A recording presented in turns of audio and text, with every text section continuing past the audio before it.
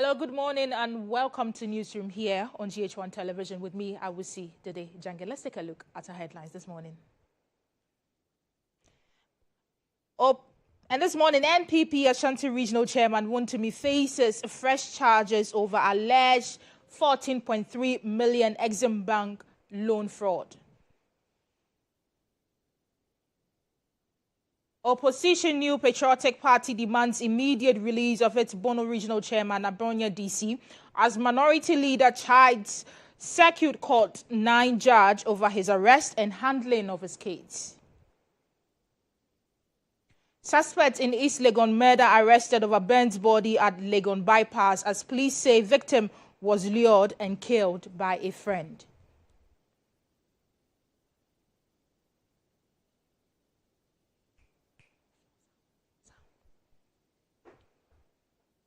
In business, NPA destroys 8 illegal bunkering boats in Western region over fuel smuggling.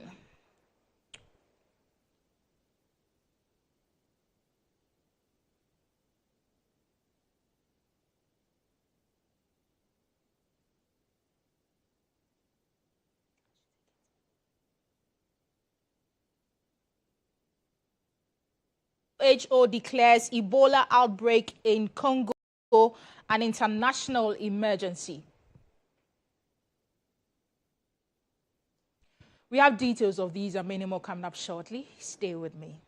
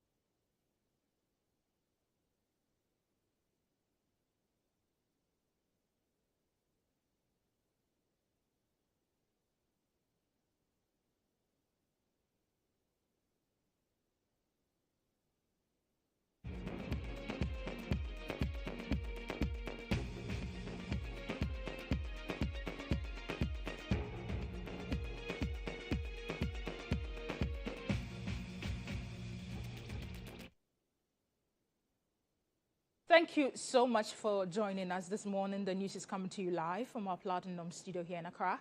And it's also streaming live on Facebook at GH1 TV. I am Awusi Dede Jange. This morning, the MPP is demanding the immediate release of the Bono Regional Chairman, Kwame Bafo, popularly known as Abronya DC, describing his arrest and detention as a constitutional wrong that must be condemned. Speaking at a press conference at the party's headquarters, Minority Leader Fenyo Makin said the ongoing remand of the outspoken politician raises serious constitutional concerns, describing aspects of the legal process as inconsistent with the country's constitutional safeguard on bail and free expression.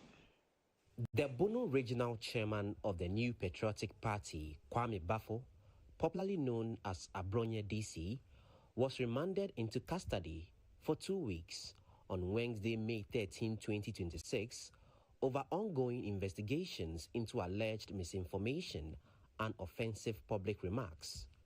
Abronya DC was initially arrested on Monday, April 13, as part of investigations into allegations of offensive conduct, publication of false information, and statements considered likely to incite fear and panic. At a press briefing, Minority Leader Alexander Fenyomaking raised concerns about the detention, arguing that the process raises constitutional issues. I pray that he summons me for contempt. I will continue to disrespect him until he upholds the law.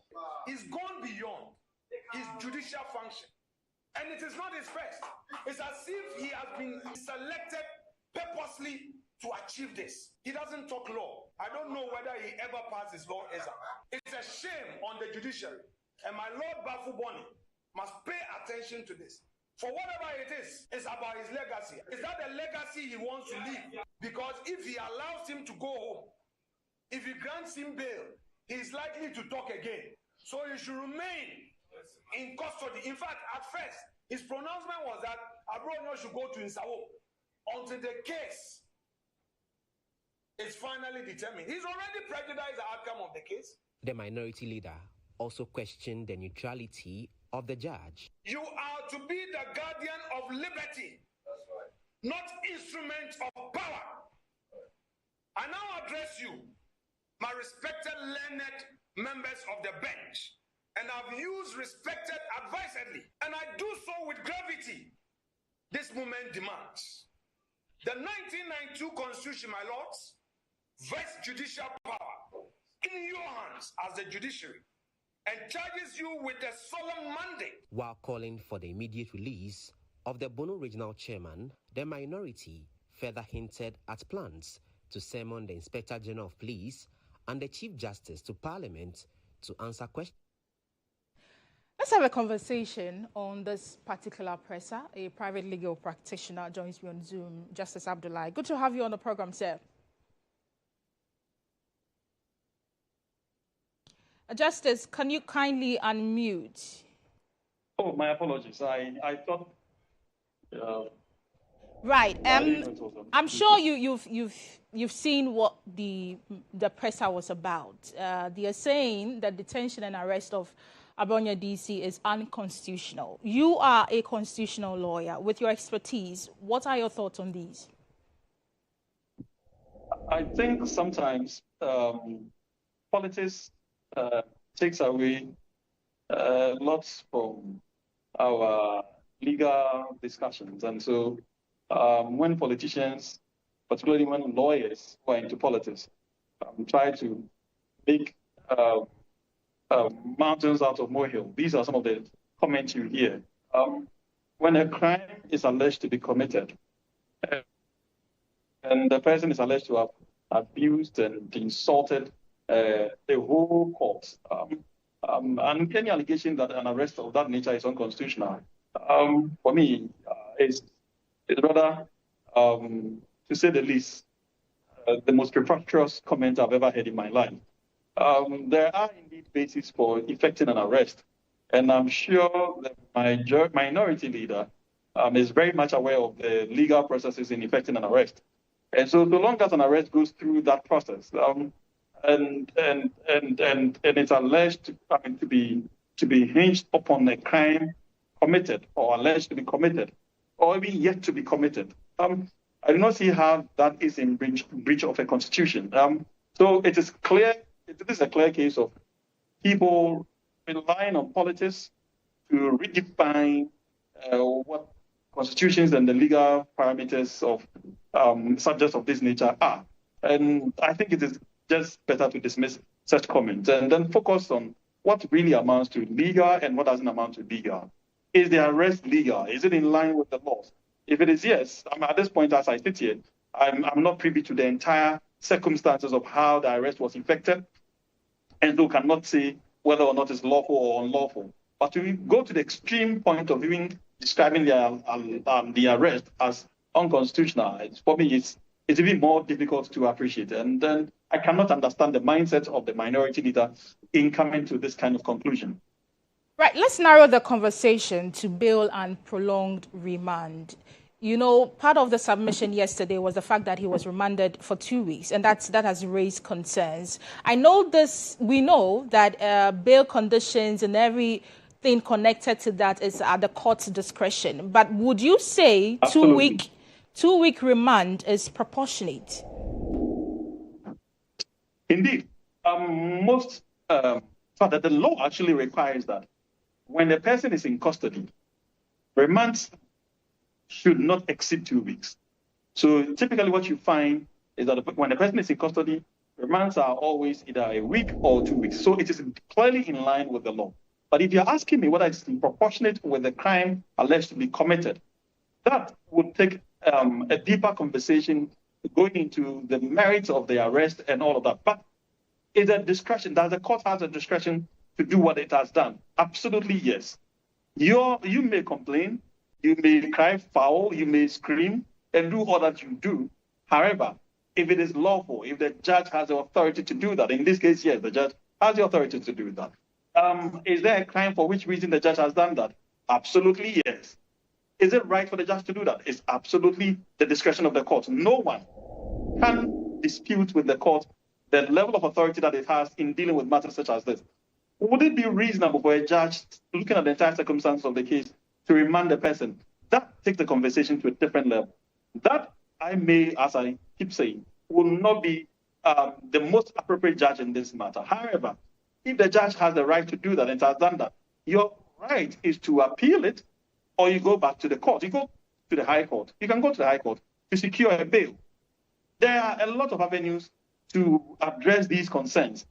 Press conferences and insults and abuses are not the avenues to addressing the matter when your client is in custody. That is not how you deal with such matters. If you want the public to know that this is happening, you may do so, but you will still need to follow the legal processes in securing the release of your client. You know, yesterday, the minority leader made some comments that targeted the judge in question. We know of parliamentary immunity, but there's been some concerns about the abuse of that. Considering where the minority leader made the statement, do you think this could attract a contempt of court charge or anything of that sort for the minority leader? Indeed, the minority leader is very much aware of this. The minority leader is a senior lawyer. He knows very well that contempt of court is part of the process and that he cannot rely on his parliamentary immunity. Let me say that I have consistently actually called for that entire immunity to be taken off our legal books, because really it doesn't serve any useful purposes in today's world. The entire essence of having that clause was for a particular purpose. From history, if you go back to history, you will notice that the entire purpose of parliamentary immunity was designed from the situation, in fact, was designed to protect members of parliament from being abused by the executive. Today, we no longer have that kind of thing happening. And we do have systems in place to check the abuses of the executive as against parliamentarians. And so if a parliamentarian relies on his immunity to abuse the court, I would insist that the appropriate authorities in this particular case, unfortunately, it can only be the court that would invoke its authority to cite him for contempt. And I would strongly urge that to happen. Because no person, I cannot sit here and abuse a minority leader over his parliamentary duties. Of course, if he comes into the realm of politics, everybody can attack him. Your boss, now.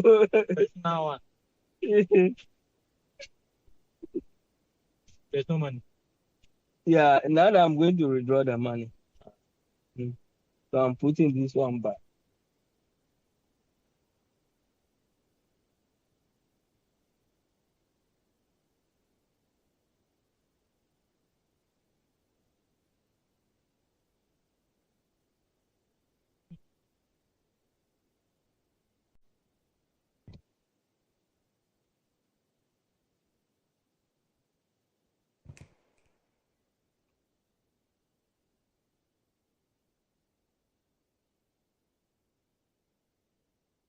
Minority leader said they were going to summon the IGP and the Chief Justice. Is this legally permissible with regard to the issue of separation of powers? Indeed, it is possible. Parliament can always summon anyone at all, regardless of the person's position, the person's circumstances, and everything else, so long as the person is a public servant, and even individuals. Parliament can always do that, exercise its authority to summon that person. However, looking at the circumstances of this particular scenario, if you're asking whether he can do that, yes, can, but would it work? It will never work. Why? Because the minority doesn't have the numbers to summon anyone. It will require the collective decision of Parliament to summon anyone. And minority doesn't have that authority, the required number to summon anyone. And so it will never work. It will never see the light of day. And so it is just, I'm sure it is just one of those comments that people pass just to appease their own egos. And that will never make, but it doesn't help in making any progress in this matter. Because really, I wonder how the Chief Justice or even the IGP can help Parliament in resolving whatever appears to be the problem. First, The IG only obeys the law. The CJ discharges his obligations in line with the Constitution.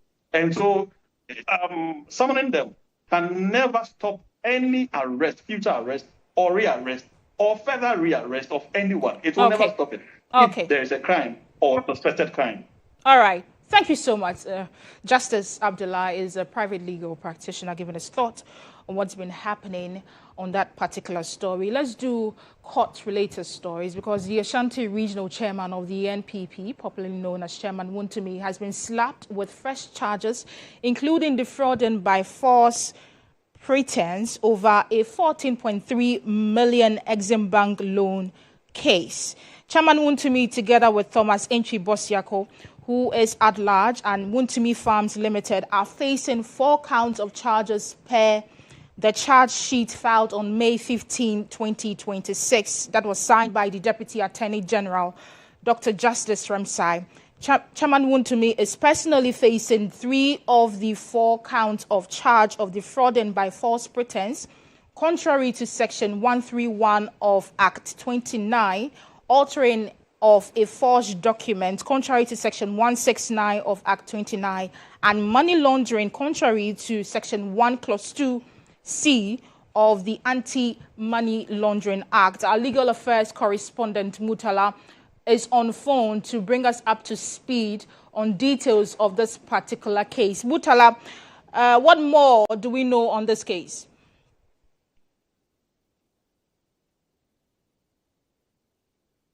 Awusi Dede, as you mentioned, as we speak, the Attorney General has filed fresh charges against the Ashanti Regional Chairman of the New Patriotic Party, Bernard Entry Bosiako, in relation to the Exim Bank loan, which has to do with some facility to facilitate agricultural activities in relation to Wontumi Farms.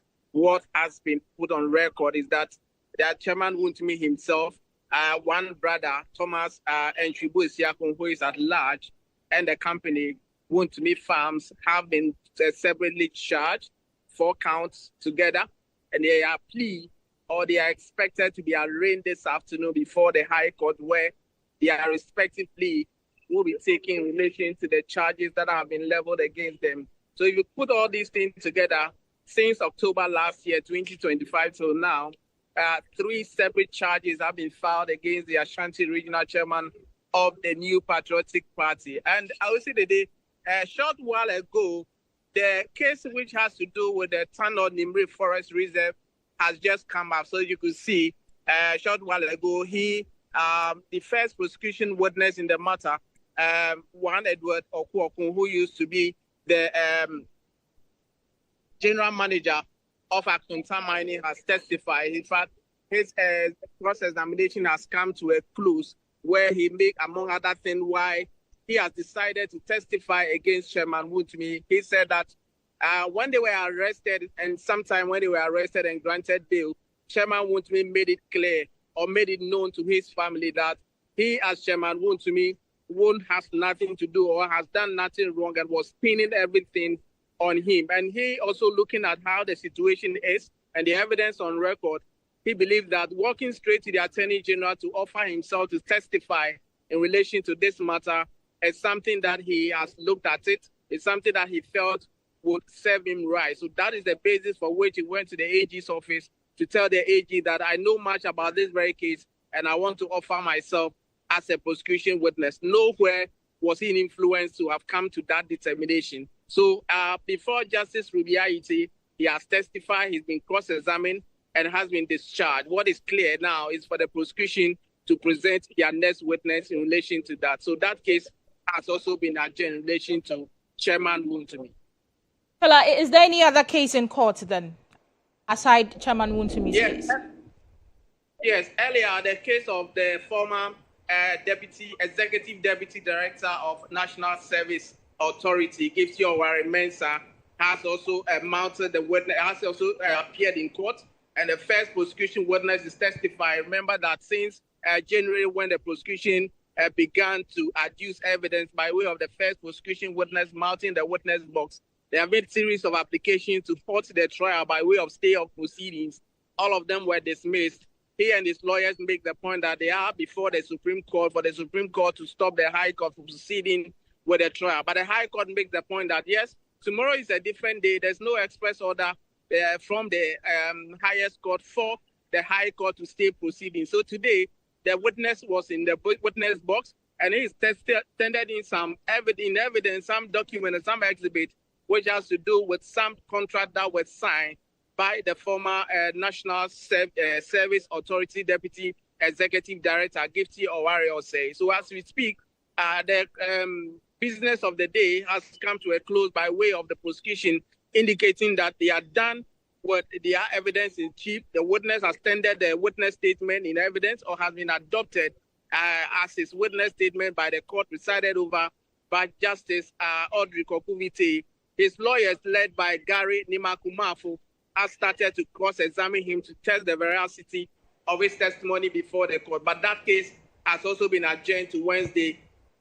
Okay. All right. Mutala, thank you. That was our legal affairs correspondent, Mutala Inusa, bringing us updates from the court. An Accra Circuit Court has remanded a suspect, Wisdom Tete, who was arrested in connection with the murder of a 27-year-old car dealer, Theophilus Ashite Ama. Police say the suspect, believed to be a close friend and neighbor of the deceased, fled to Togo after allegedly killing the victim and setting his body ablaze in an attempt to destroy evidence. The Criminal Investigations Department of the Ghana Police Service has arrested a suspect in connection with the murder of 27-year-old car dealer Theophilus Ashite Ama. The victim's Benz body was discovered inside a vehicle at Adamafio Link of the Legon Bypass Road on April 7, 2026. Police say the suspect, Wisdom Tete, was a close friend and neighbor of the deceased. Investigations established that on 6 April 2026, the suspect lured the deceased to his residence under the pretext of a vehicle sale, attacked him and inflicted fatal head injuries on him. He subsequently sold the deceased Hyundai Elantra saloon car for 170,000 Ghana cedis and collected a part payment of 80,000 Ghana cedis. On 7 April 2026, the suspect allegedly transported the body to Adamafio Link, removed the vehicle's number plate, and set both the vehicle and the body ablaze in an attempt to destroy evidence. However, CCTV footage captured images believed to show the suspect at the scene, leading investigators to track him to neighboring Togo. He was arrested through an Interpol assist operation while allegedly attempting to sell the deceased mobile phone. The suspect was later handed over to the police service at the Aflao border and transferred to the CID headquarters for investigations. Police say the suspect has since been arraigned before court and remanded into custody. The neighbor whose vehicle was allegedly used in transporting the body has been granted police inquiry bail and is assisting with investigations. Meanwhile, due to the extent of the burns on the victim's body, investigators have taken DNA samples from the deceased mother to support forensic identification. Police investigators have arrested a 25-year-old fetish priest and herbalist in connection with the gruesome murder of a 40-year-old trader whose mutilated body was discovered in a bush at Awusi Bentum in the central region. The suspect is accused of luring the victim under the guise of spiritual treatment before allegedly killing and dismembering her body. The Homicide Unit of the Criminal Investigations Department has arrested a 25-year-old fetish priest and herbalist over the murder of Joyce Ikuya Ampoma, a 40-year-old trader at Akwele in Kaswa. The victim's mutilated body was discovered in a bush at Awusi Bentum in the central region on March 10, 2026. According to police investigations, the deceased had previously visited a suspect in 2025 for herbal treatment for a swollen leg condition. Police say on March 4, 2026, Joyce Ikuya Ampoma returned to the suspect seeking spiritual assistance to protect her business. After consultations at the shrine, the suspect allegedly lured the victim into a nearby bush under the pretext of collecting herbs.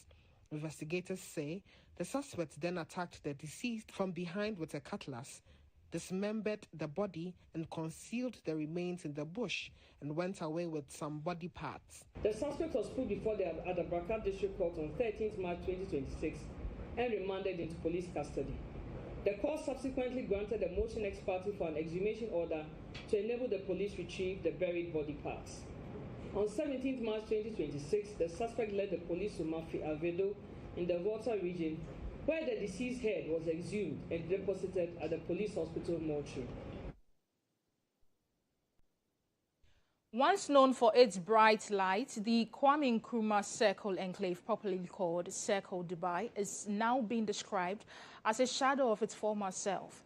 A new feature by investigative outlets, the Fourth Estate, highlights concerns over failing street lights, terrible public infrastructure, and growing safety concerns within one of Accra's busiest commercial hubs. Here is an excerpt.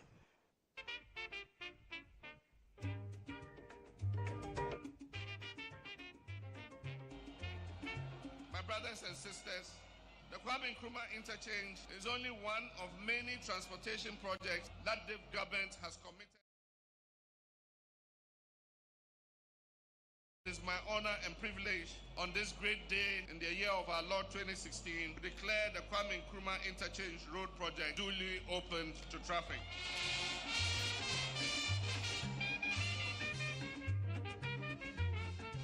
This is the longest flyover and the highest flyover in West Africa.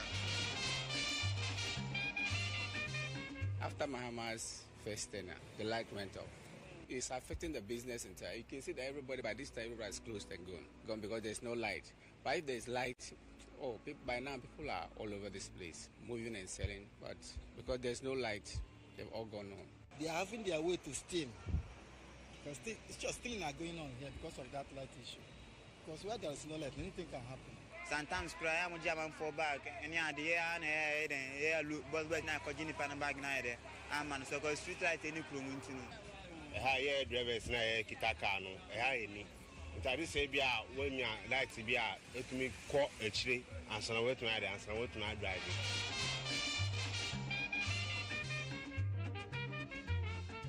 The only challenge I know that has to do with this street light is theft. We have major challenge with the street lights. Because some of the light, trust me, the highways, the ceremonial streets, the Ministry of Energy gave me an assurance that they are going to take the ceremonial street, whilst the MMDC is also focused within the inner communities. And so that was what we agreed on.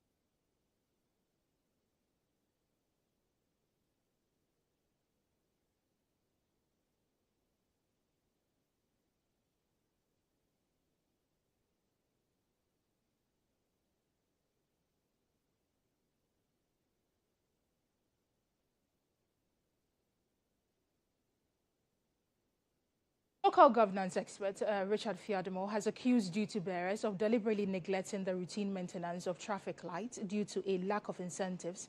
This follows a report from the Roads Ministry stating that only 63% of traffic lights in the country are functioning. Speaking to Dede on Morning Star, the local governance expert accused the Ghana police of being heavily complicit in the worsening intersection chaos across the country. So I think that the police is complicit in this matter. Somebody runs into a traffic light, the person is not arrested. They just sometimes send the car away. The person comes to them, whatever happens, the person takes his or her car away, yet the person is not sent to the law court, the person is not surcharged, and then you and I will have to now cough up another money to repair it. When somebody had been negligent and the police are the right authority to have arrested people who went into traffic lights and destroyed them. So for me, I think that the corruption, which has engulfed the majority of the sectors within this country, that is why we are seeing what we are seeing. And those who have the power, who have been voted for to crack the whip, unfortunately, are also lamenting on a daily basis. And for me, it's not full at all.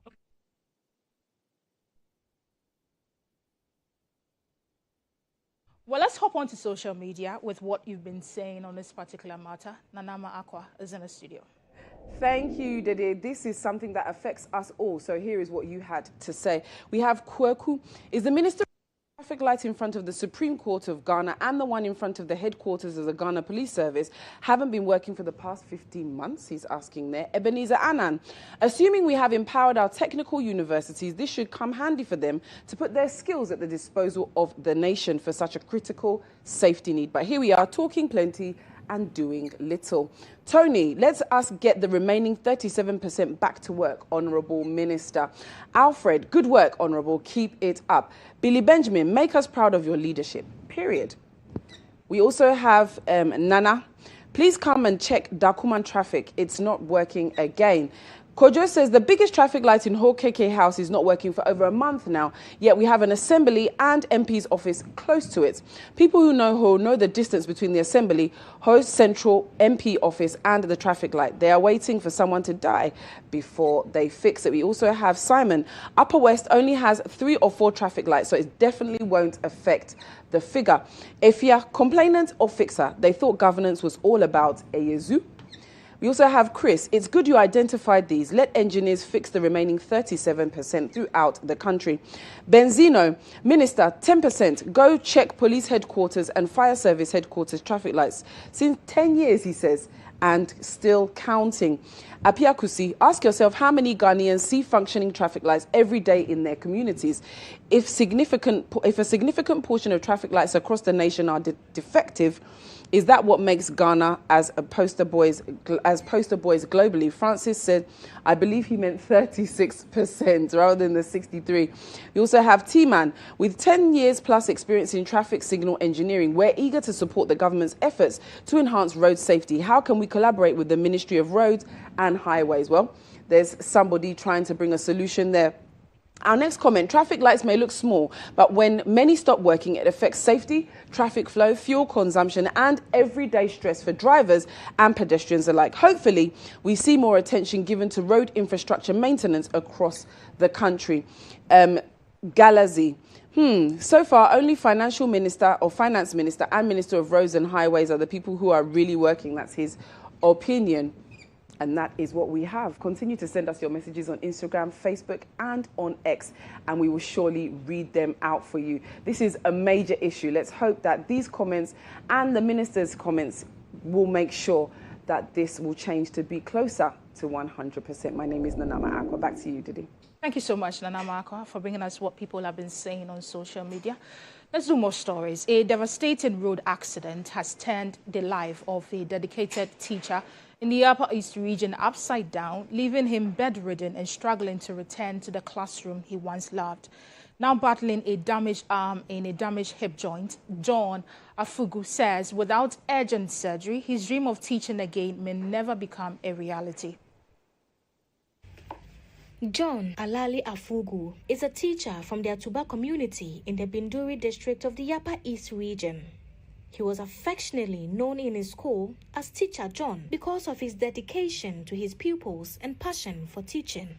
John believed he still had many years ahead of him, writing on the chalkboard, marking exercises, and helping shape the future of his students. But everything changed after a tragic road accident in 2024. John says he regained consciousness in a hospital bed only to realize that his right arm could no longer move. Doctors later diagnosed him with a severe shoulder dislocation. Although he underwent surgery, doctors eventually delivered more heartbreaking news. Some of the nerves in his arm had died. The same hand he used to write on the board, mark assignments, and hold his students' exercise books became almost lifeless. From the accident, I lost the strength of my right arm. It is impossible for the hand to be moved or raised again. Just months later, another painful complication emerged, this time affecting his left leg.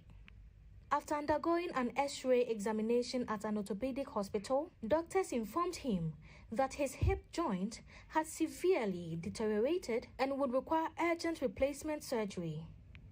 According to medical experts, The surgery and implants alone will cost about 70,000 cedis, excluding medication and post-surgery care.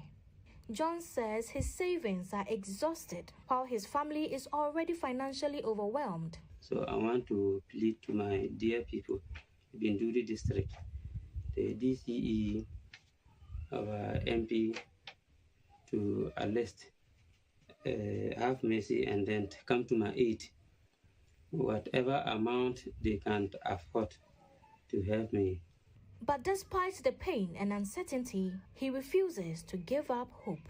Teacher John believes he can still recover, walk again, and return to the classroom, even if he must now learn to teach using his left hand. He says his students are waiting for him, and his community still needs him.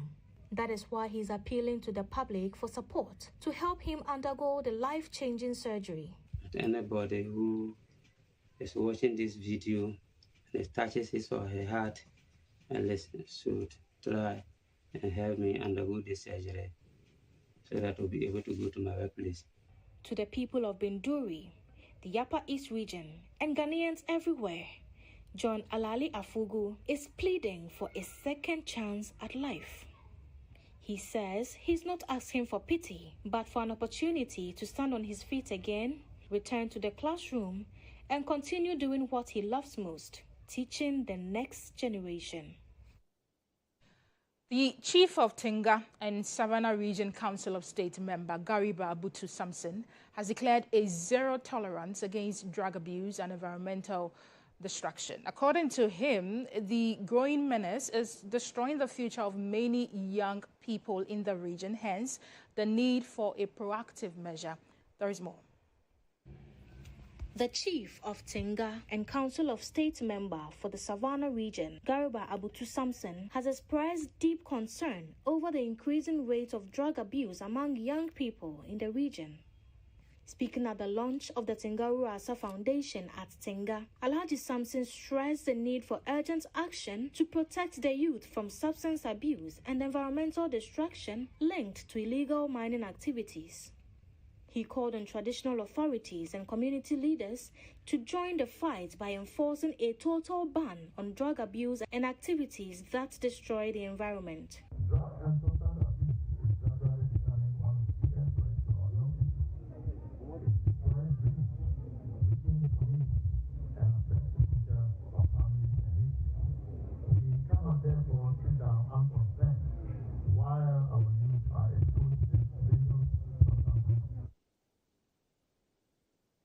Diseases such as stroke, hypertension and diabetes continue to take center stage in claiming the lives of many Ghanaians in recent times, with the Ghana Health Service attributing the situation partly to late diagnosis and poor health-seeking behavior in an effort to boost healthcare delivery in the Takwa Enclave. Residents of the Brahabebome community were beneficiaries of a medical outreach by the Goldfield Ghana Foundation.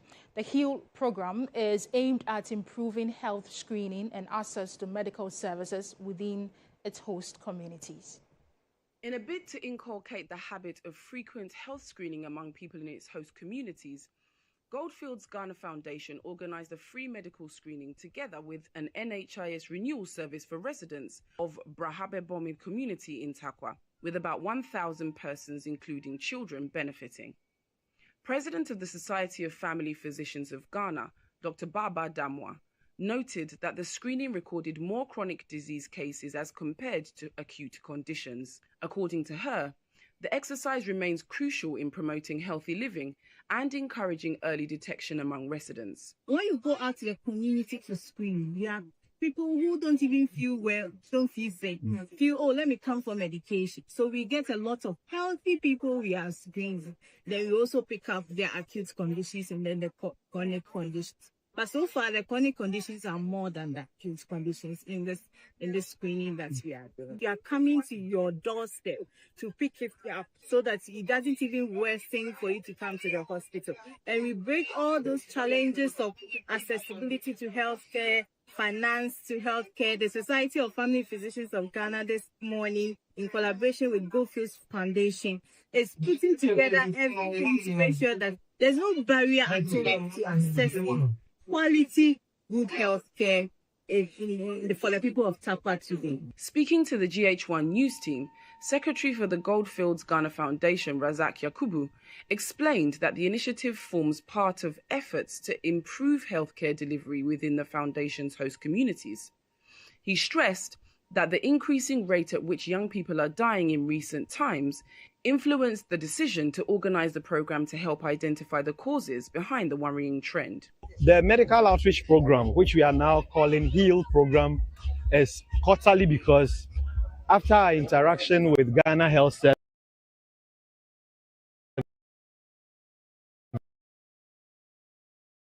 Service, especially municipal directorate, we identified that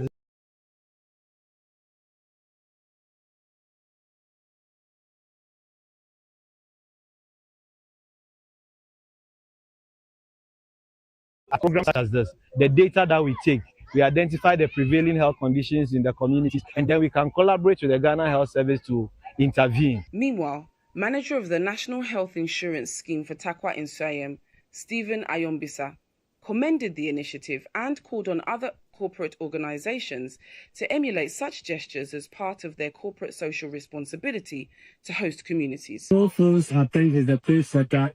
Then let's commend them for that.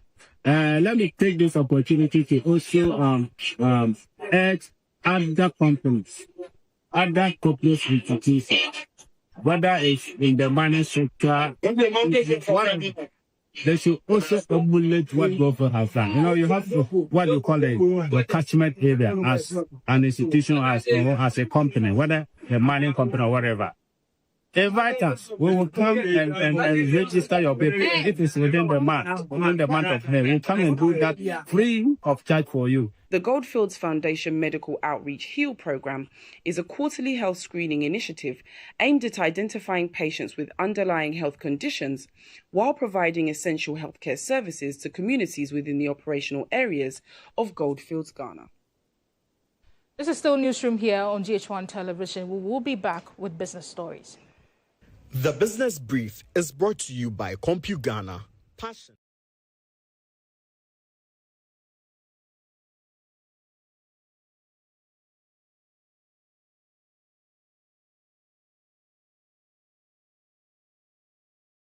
The government has announced the completion of $3 billion support program by the IMF. This follows the restoration of microeconomic stability and debt sustainability by Mahama-led government. The 17th bailout commenced under the immediate past government after unsustainable debt and DDEP. According to the government, Ghana's gross international reserves has risen to $14.5 billion in February 2026, almost 6 months on import cover. There's more. Ghana's ACF supported program has delivered impressive stabilization gains.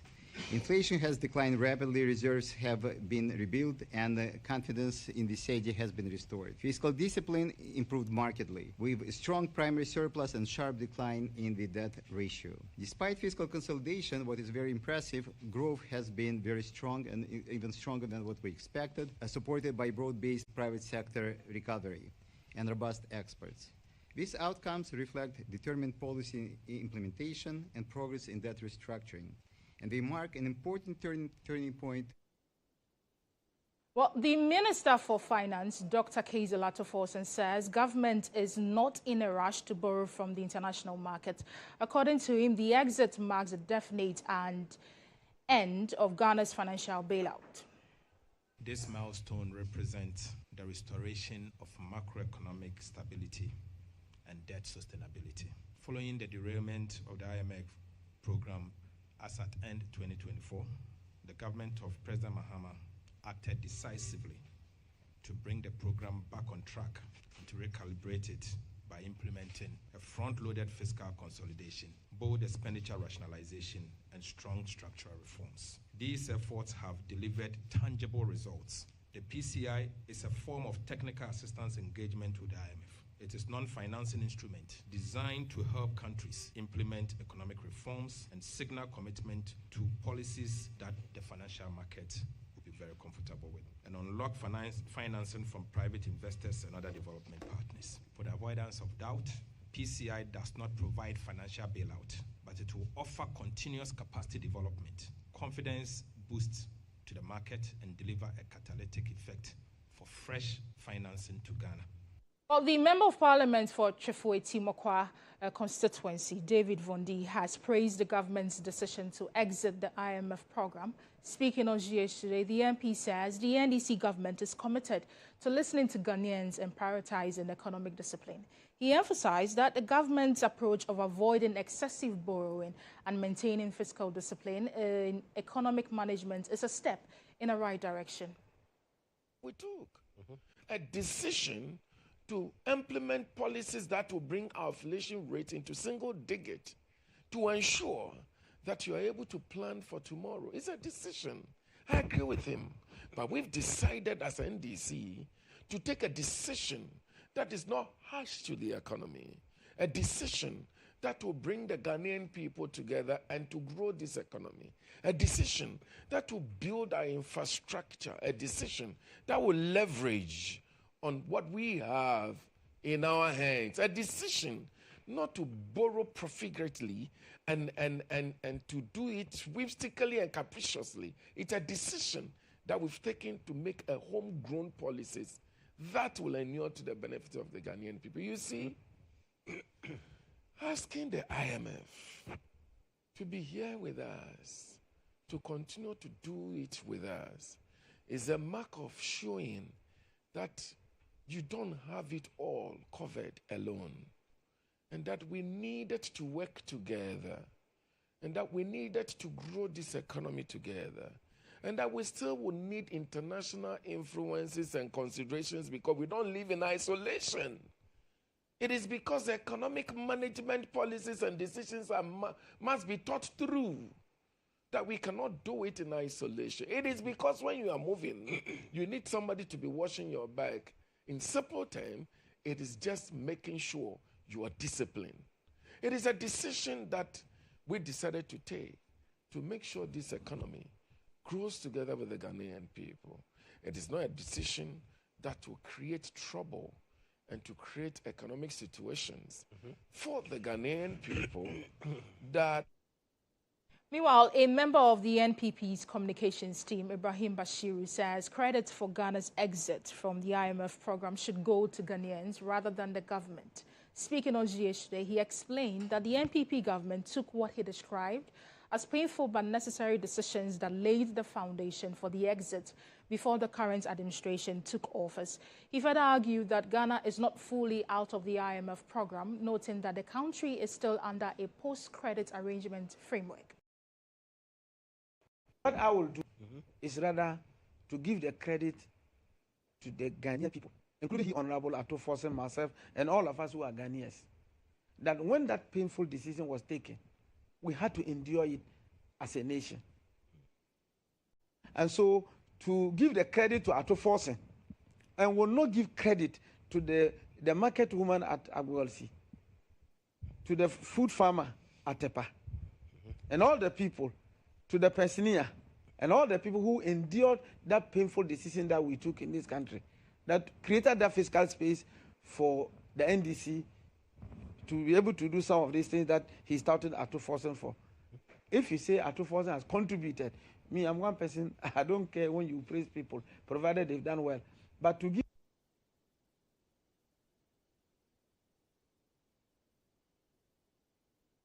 Mata, the Associate Director in Financial Advisory at Deloitte, Dennis Brown, joins me on Zoom. Dennis, good to have you on the program. What is your stance on our decision to move away from external borrowing? Well, good afternoon to you and your viewers and your listeners as well. I don't think it's an accurate position to say that we have moved away entirely from external borrowing. This is just one program, the IMF Extended Credit Facility, which we had been on over the last 3 years or so, following the very dire situation with our economy that led us to that place in the first place. It has come to an end. We've managed to meet most of the conditions they set. We benefited from the credit facility. It's time to move on to other things. And it's just a natural, flow of things. I also understand that we are not exactly moving away entirely from the IMF. We are signing on to a technical advisory program, which, as I understand it, is purely advisory. We are going to own our fiscal policies. We are going to be the ones to take decisions as to where we move on from here. But the IMF is going to have input in terms of, guiding, advising on what they think would work well. Or ultimately, we are going to take the decisions as to which or whether we take what they give us or not, and what policies we implement to transform the economy. So yes, it's the natural flow of things. It's always expected that at some point we are going to exit, and it's not an entirely, an exit from the international market. Maybe later when our economy becomes much stronger, we'll go back to the international market to borrow. I don't think it's something we can do away with. You just have to do it responsibly. That's all. You had the finance minister in the last video we played where he says that we are not in a hurry to return to the capital markets. What do you think of this approach? Yeah, I think it's fair. We need to be cautious. We need to pursue our homegrown policies. We need to see how we roll out policies that will improve the productivity of the economy, real growth that generates real jobs, value addition. These are things that we've talked about severally. When an economy is in a state that it can sufficiently take care of itself, then it would have confidence to go out there and borrow, because those borrowings will then be invested in ways that can repay themselves and not, lead us into trouble or take us back to the IMF, as we have been 18 times now, I understand. So it's good to have a cautious approach, to look more internal, just rely more on our resources, don't bite more than you can chew, and be true to the people, be transparent as to what we can do now as we turn the corner to improve productivity of the economy, to expand the economy, create jobs. It won't happen overnight. It will take a while, but we've gone through some serious pains over the last few years, and certainly we must have the patience to ensure we roll out these fiscal policies gradually in a well-grounded manner to ensure we achieve the objectives. Timing is very important. Going back there now with an economy that is still fragile can lead us straight back to the IMF.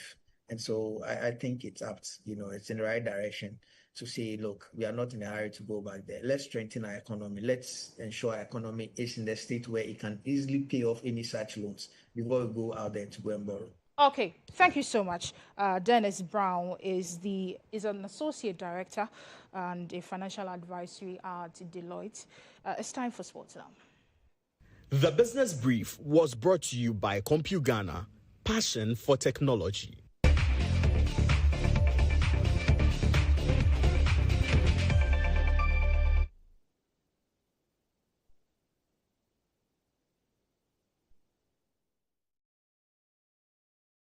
And you're welcome to sports. So we'll begin with the very first piece of news from the CAA Seniors Championship in Athletics, which came to an end yesterday at the Legon Stadium here in Ghana after a very colorful ceremony.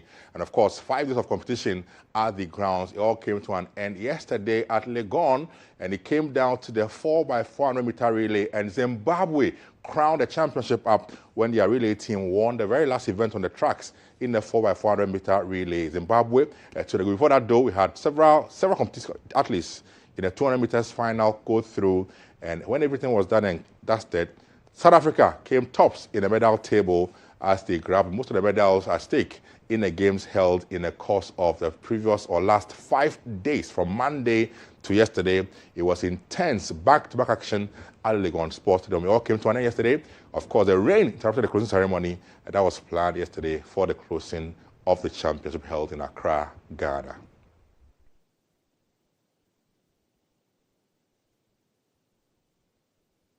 To the GPL, and the best continues to come from the West, as Mediema have been crowned champions of the Ghana Premier League after defeat their opponents, Heart of Lions, 5-2 over the weekend. That was ended on Sunday, adding another league trophy to their history after previously winning the GPL crown 3 seasons ago. Mediema consistency and strong attacking display and resilience throughout the season proved enough to see them finish At the top of the table, ahead of rivals BBN Gold Stars, the triumph over Heartland Lions ensured that Mediama will win the GPL after a 5-2 win yesterday in the Ghana Premier League games played yesterday. Whilst Gold Stars were close rivals, lost out yesterday as well in their GPL encounter yesterday in, of course, in the Bono and Ahafo region.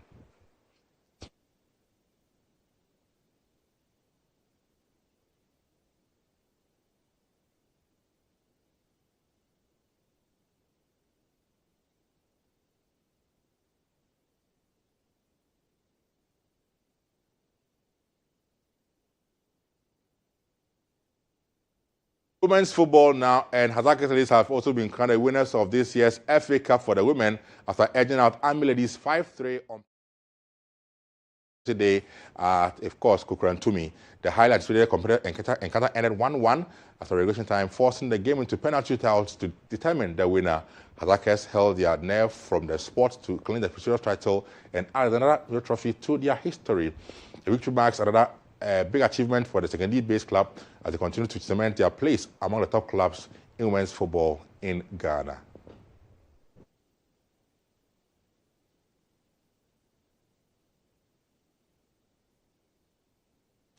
Up next now is E-Zone.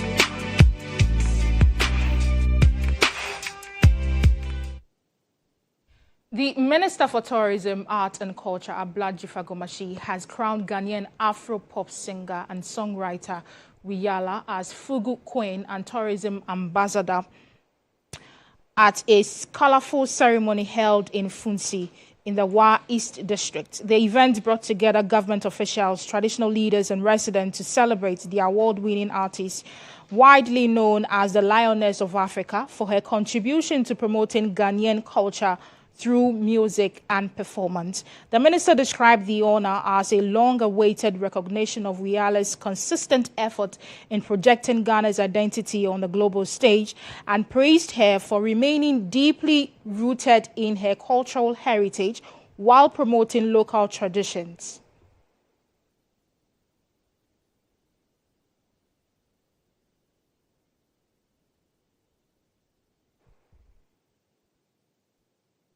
Let's do international news now.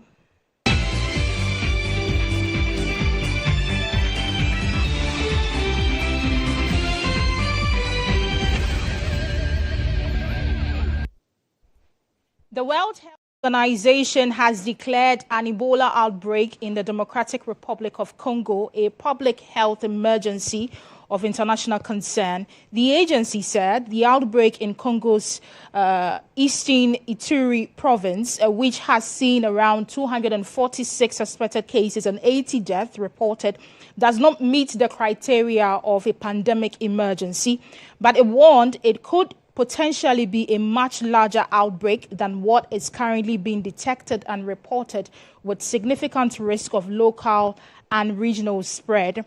Early symptoms include fever, muscle pain, fatigue, headache, and sore throat, and are followed by vomiting, diarrhea, a rash, and bleeding. The WHO said the virus had spread beyond DR Congo, with 2 confirmed cases reported in neighboring Uganda. Ugandan officials say a 59-year-old man who died on Thursday had tested positive.